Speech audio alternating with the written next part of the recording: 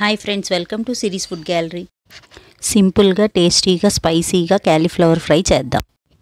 ముందు ఒక గిన్నెలోకి వాటర్ తీసుకొని వాటిని బాయిల్ చేసి స్టవ్ ఆఫ్ చేసేయాలి. దానిలోకి ఉప్పు పసుపు వేసుకొని క్లీన్ చేసి ఉంచుకున్న క్యాలీఫ్లవర్ ముక్కలు వేసి ఒక 5 మినిట్స్ దానిలోనే ఉంచాలి.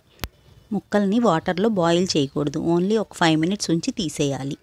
5 మినిట్స్ నీళ్ళల్లో ఉంచిన ముక్కల్ని స్ట్రెయిన్ చేసుకొని పక్కన పెట్టుకోవాలి.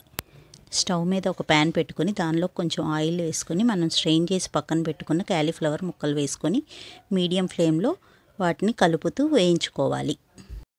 మూత పెట్టుకొని క్యాలీఫ్లవర్ ముక్కలు బాగా ఉడికేంత వరకు ఫ్రై చేసుకోవాలి. ఫ్రై అయిన ముక్కల్ని ఒక బౌల్లోకి తీసుకొని పక్కన పెట్టుకోవాలి. ప్యాన్లో ఇంకొంచెం ఆయిల్ వేసుకొని తాలింపు దినుసులు వేసుకోవాలి. తాలింపు కొంచెం ఫ్రై అయిన తర్వాత దానిలోకి ఉల్లిపాయ, పచ్చిమిరపకాయ, కరివేపాకు వేసుకోవాలి. అవి దోరగా ఫ్రై అయిన తర్వాత దానిలో కొంచెం అల్లం వెల్లుల్లి పేస్ట్ వేసుకొని పచ్చివాసన పోయేదాకా వేయించుకోవాలి.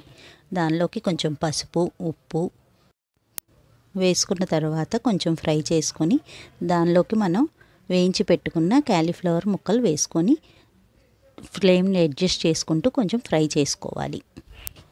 ముక్కలు ఫ్రై అయిన తర్వాత దానిలో కొంచెం పెప్పర్ పౌడరు, కారం వేసుకొని కొంచెం ఫ్రై చేసుకోవాలి. ఆ తర్వాత దానిలో కొంచెం గరం మసాలా యాడ్ చేసుకోవాలి. టేస్ట్ బాగుంటుంది.